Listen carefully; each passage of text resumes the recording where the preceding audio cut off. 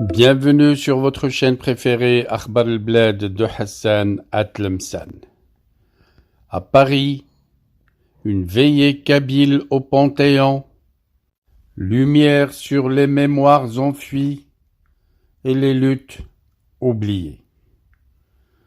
Paris, le 27 avril dernier, alors que la capitale française s'endormait dans le calme d'un dimanche printanier, un autre feu veillait devant le Panthéon, celui de la mémoire ravivé par des citoyens kabyles, rassemblés pour une veillée silencieuse, en hommage aux victimes de leurs histoires marquées par la répression, l'oubli et l'injustice. Un grand hommage aux martyrs des printemps kabyles, au pied du monument aux grands hommes et grandes femmes de France, les bougies alignées sur les pavés, racontaient sans un mot les tragédies vécues par le peuple kabyle. Ce 27 avril, la veillée visait à honorer les victimes des printemps kabyles de 1980, 1981 et 2001, trois périodes cruciales de soulèvement populaire, nées d'un même cri, celui de la liberté, de la reconnaissance, de l'identité amazigh et du rejet de la répression étatique orchestrée par le pouvoir militaire en Algérie. En 1980, l'interdiction d'une conférence de l'intellectuel Mouloud Maamri à Tizi Ouzou avait déclenché une insurrection culturelle sans précédent. En 1981, de nouvelles manifestations furent violemment réprimées. Et puis, en 2001, ce fut l'horreur. Plus de 130 jeunes furent tués par les forces de sécurité lors du Printemps noir, après la mort du lycéen Massinissa Germah. Ces événements ont marqué à jamais la conscience kabyle et continuent d'alimenter un sentiment profond de dépossession et de révolte. Et puis arrivent les incendies de 2021, une situation, des sentiments entre douleur et accusation.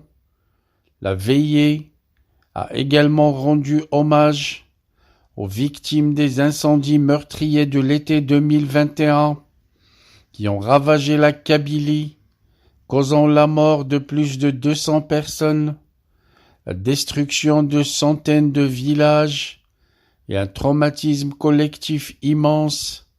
Ces feux que de nombreuses voix, des voix kabyles et indépendantes, qualifient de criminels, sont perçus comme un châtiment politique déguisé, infligé à une région frondeuse, historiquement marginalisée par les militaires d'Alger. Malgré les accusations, aucune enquête crédible ni procès équitable n'a permis de faire toute la lumière sur ces drames. Plusieurs militants kabyles furent arrêtés et accusés sans preuve, tandis que les véritables responsables n'ont jamais été inquiétés. Les participants ont également pensé aux prisonniers d'opinion kabyles, nombreux à croupir dans les geôles algériennes.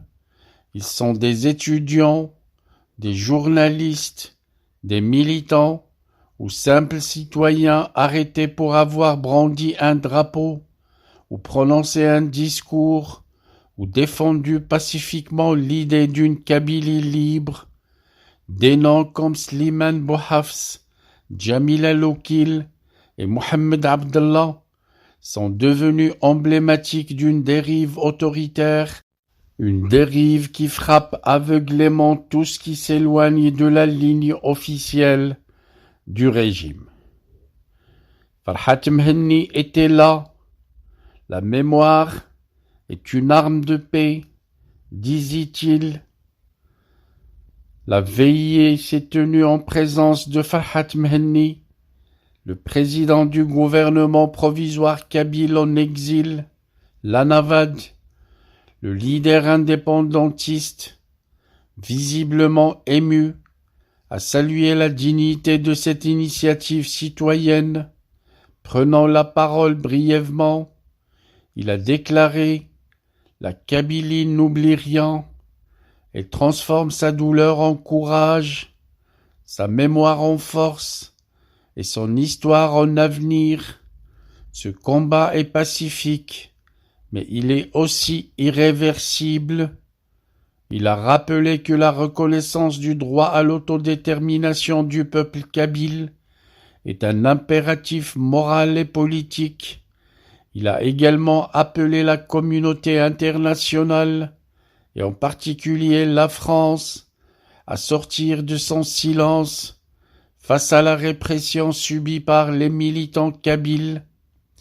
Un geste simple, mais un message universel, car dans un silence solennel, chaque flamme allumée devant le Panthéon semblait raconter une histoire, pleurer une perte ou porter un rêve, loin des foules et du tumulte médiatique. Cet instant de recueillement a donné à voir une facette peu connue de la diaspora kabyle, une diaspora active, mobilisée, mais surtout portée par une exigence de justice et de reconnaissance. Cette veillée du 27 avril 2025 n'était donc pas seulement un hommage, c'était un acte de résistance mémorielle, une déclaration silencieuse, mais puissante, face à l'oubli organisé.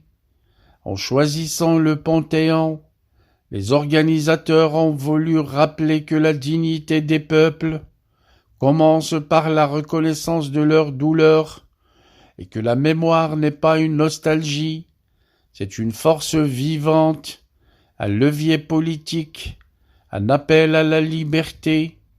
Alors que la Kabylie continue de lutter pour son droit à l'autodétermination, ces veillées deviennent des phares, éclairent les consciences, brisant les silences et posant la seule question qui veille: jusqu'à quand le monde détournera-t-il le regard?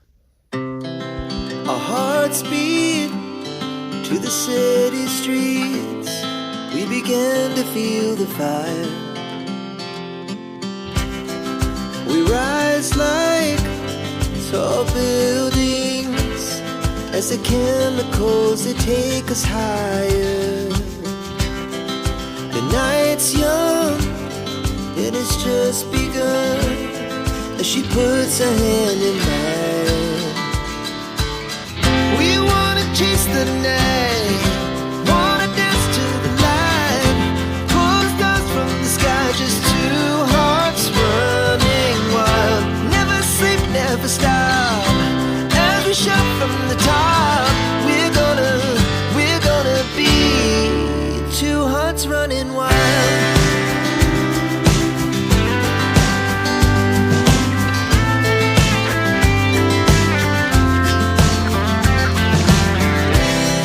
The morning is the afternoon.